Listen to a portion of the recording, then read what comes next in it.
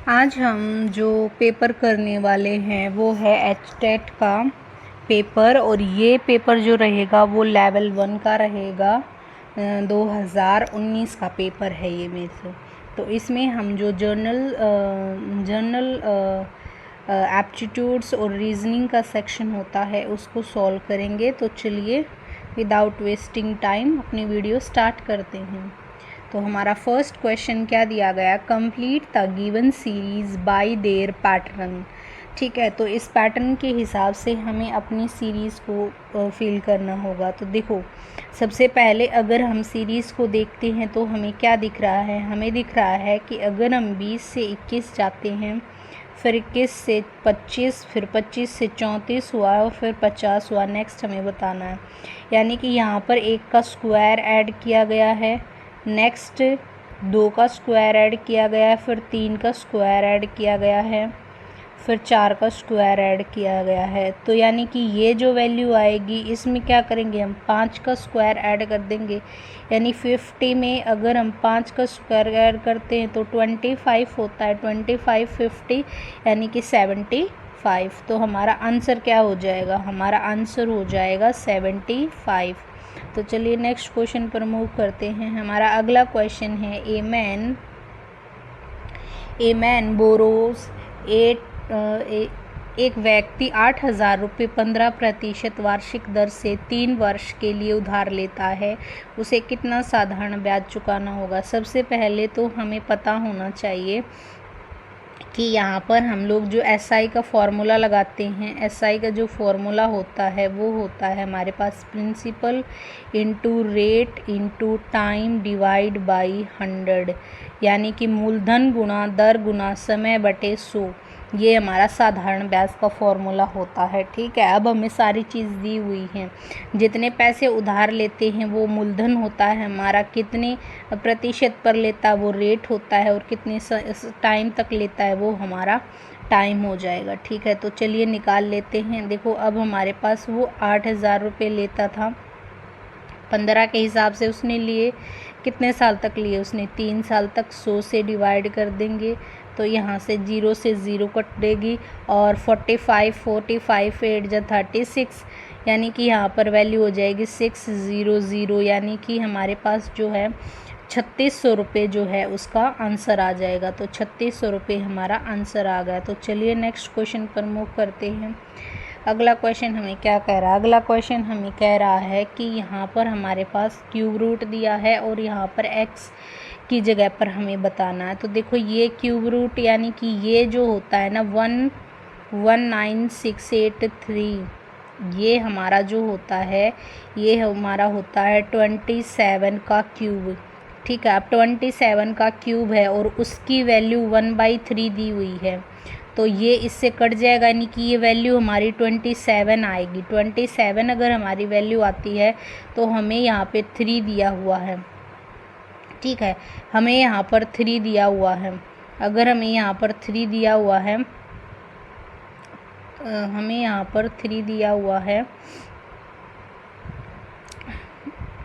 Shit, तो हमें यहाँ पर 3 दिया हुआ है। इसका मतलब ये है कि अगर हम देखें तो हमारे पास क्या होगा कि यहाँ पर अगर मैं 9 लेता हूँ, अगर मैं यहाँ पे 9 लेती हूँ क्वेश्चन मार्क की जगह पर और इनटू में 3 करती हूँ, तो 9 3 जा कितना होता है, 27 होता है। इसका मतलब ये हो गया कि देखो, यहाँ पे 27 भी दिया है और 9 भी दिया है। हमें ध्यान रखना है कि 3 का मल्टीपल उसके साथ दिया हुआ है। इसका मतलब हमारा आंसर जो आएगा वो 9 हो जाएगा। तो चलिए नेक्स्ट क्वेश्चन पर मूव करते हैं। तो हमारा क्वेश्चन अगला बोलता है, the length of a rectangle is 3 times of its breadth if the area of rectangle is 147 meter square, find its perimeters। देखो, सबसे पहले हमें पता होना चाहिए रेक्टेंगल के एरिया का फॉर्मूला क्या होता है। एरिया का फॉर्मूला होता है लेंथ इनटू ब्रेड्थ। ठीक है, और जो पेरीमीटर का फॉर्मूला होता है वो 2 ऑफ L + B होता है। ठीक है, ये हमें फॉर्मूले याद होने चाहिए इस क्वेश्चन में, यही दोनों अप्लाई होंगे इसमें। तो चलिए हम करते हैं। देखो यहाँ पे लेंथ और ब्रेड्थ का रेशियो दिया है, मान लेती हूँ मैं यहाँ पे 3 टाइम्स है ब्रेड्थ से, यानी ब्रेड्थ मान लेते 1 है और लेंथ जो है उसकी 3 है, क्योंकि 3 टाइम्स है मान लेते। अब ये x है और ये x है, हमें दिया गया है एरिया, यानी कि L इंटू बी दोनों की मल्टीप्लाई कर देंगे 147।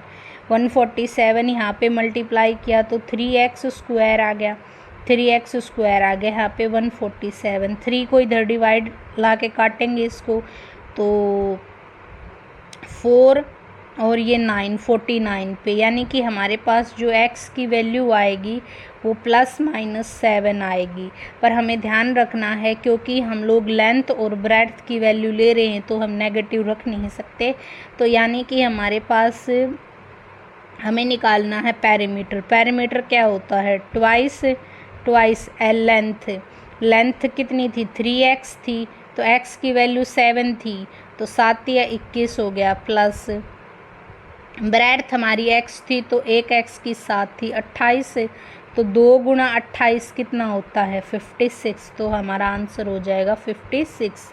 तो चलिए नेक्स्ट क्वेश्चन पर मूव करते हैं। अब यहाँ पे हमें ओड वन आउट बताना है। तो यहाँ पे देखो बाकी के 3 जो हैं इसको हम लोग क्या है हैंड का इस्तेमाल करके करते हैं, लेकिन फ्लूइड जो है ना इसको हम माउथ का इस्तेमाल करते हैं।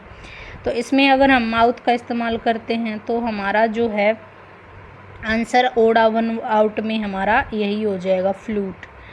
अगला देखते हैं, coconut is related with shield in same the way letters. देखो अगर ये कोकोनट है, ठीक है, ये इसके अंदर ऐसे कोकोनट हमें मिलता है, ये बाहर तो फूस ही मिलता है, ठीक है, यानी सील्ड के अंदर होता है।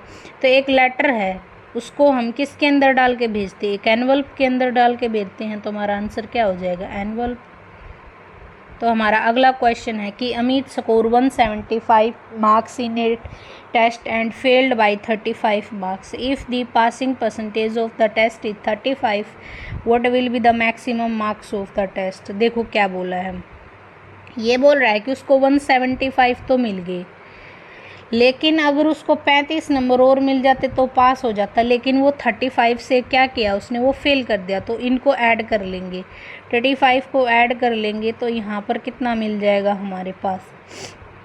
210, यानी कि 210 नंबर जो थे ना उसको पास होने के लिए चाहिए थे, लेकिन ये 210 जो है ना वो 35 की वैल्यू है, ठीक है। तो हमें टोटल मैक्सिमम के लिए क्या करना होता है? 100 से मल्टीप्लाई करना होता है, इससे काट लेंगे, 7 पे चला जाएगा, ये 20 पे चला जाएगा, 7 या 21 होता है, और 0 3 दूनी 6 और ये 600, यानी कि टोटल उसको जो है 600 जो है मार्क्स चाहिए थे। तो चलिए नेक्स्ट क्वेश्चन पे मूव करते हैं। अगला क्वेश्चन क्या बोलता है? अगला क्वेश्चन बोलता है in a group of 15 people 7 read Hindi. कहता है हिंदी कितने पढ़ते हैं? 7। इंग्लिश कितने पढ़ते हैं? इंग्लिश कितने पढ़ते हैं? 8। और जो कुछ भी नहीं पढ़ते, हिंदी ना इंग्लिश, ऐसे कितने हैं? 3। टोटल को ऐड किया 7, 14, 15 और 15 और 3 18, ये तो 18 हो गए। पर आदमी तो कितने थे? 15 थे। बोला how many people read Hindi and English both, यानी ऐसे कितने आदमी हैं जो कि हिंदी के अंदर भी हैं और इंग्लिश के अंदर भी हैं। अब देखो यहाँ पर ये कितने ज़्यादा हैं? 15 से कितने ज़्यादा हैं? 3 ज़्यादा हैं, मतलब 3 आदमी ऐसे हैं जो हिंदी के अंदर भी घुसे हुए हैं और इंग्लिश के अंदर भी घुसे हुए हैं। तो इसका आंसर हो जाएगा 3। तो चलिए नेक्स्ट क्वेश्चन पर मूव करते हैं। ओके, अगला क्वेश्चन हमें ब्लड रिलेशन से दिया है, तो यहाँ पर आंसर जो हो जाएगा हमारा मदर हो जाएगा। क्यों? क्योंकि इसने बोला है कि इसकी माता मेरी माता की एकमात्र पुत्री है, यानी कि ये थी इसकी माता, यानी ये कोई व्यक्ति है, ठीक है।